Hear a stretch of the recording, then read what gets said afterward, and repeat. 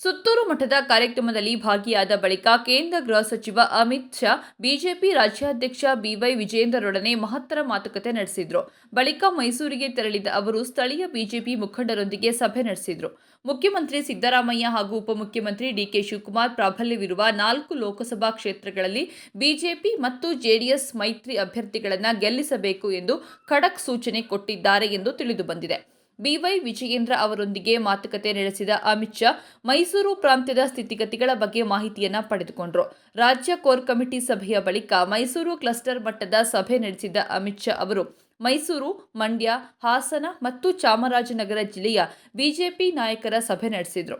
ಹಳೆಯ ಮೈಸೂರು ಭಾಗದಲ್ಲಿ CM Siddaramaiah, DCM DK Shivakumar ಪ್ರಾಬಲ್ಯವನ್ನ ಮಣಿಸಲು ಪ್ರಧಾನಿ ಮೋದಿ ಅಲೆಯನ್ನ ನಿರ್ಮಾಣ ಮಾಡಬೇಕು. ಜೆಡಿಎಸ್ ನಾಯಕರೊಂದಿಗೆ ಸೇರ್ಕೊಂಡು ಕಾಂಗ್ರೆಸ್ ಸೋಲಿಸಲು ಬೇಕಾದ ಕಾರ್ಯತಂತ್ರಗಳನ್ನು ರಚಿಸಬೇಕು. ಅದನ್ನ ಬೂತ್ ಮಟ್ಟದ ಹಂತದಿಂದಲೇ ಕಾರ್ಯನಿರ್ವಹಿಸಬೇಕು. ಕಳೆದ ವಿಧಾನಸಭಾ ಚುನಾವಣೆಯಲ್ಲಿ ಆಗಿರುವ ವ್ಯತ್ಯಾಸವನ್ನು ಸರಿಪಡಿಸಿಕೊಂಡು ಕಾಂಗ್ರೆಸ್ ಅಭ್ಯರ್ಥಿಗಳನ್ನು ಮಣಿಸಬೇಕು ಎಂದು ಸೂಚನೆ ನೀಡಿದ್ದಾರೆ ಎಂದು ತಿಳಿದುಬಂದಿದೆ.